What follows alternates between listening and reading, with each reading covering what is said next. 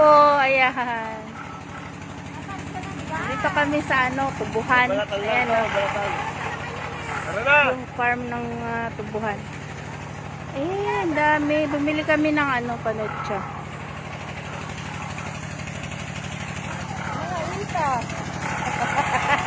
Tuama oh. Hindi. Matigas na yan. Ito on.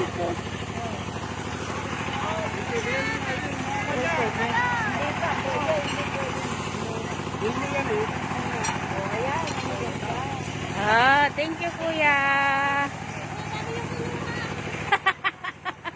Ay, dala ko.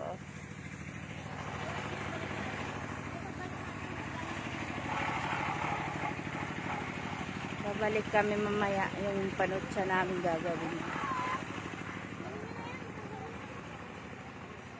Ang dami ko na konto.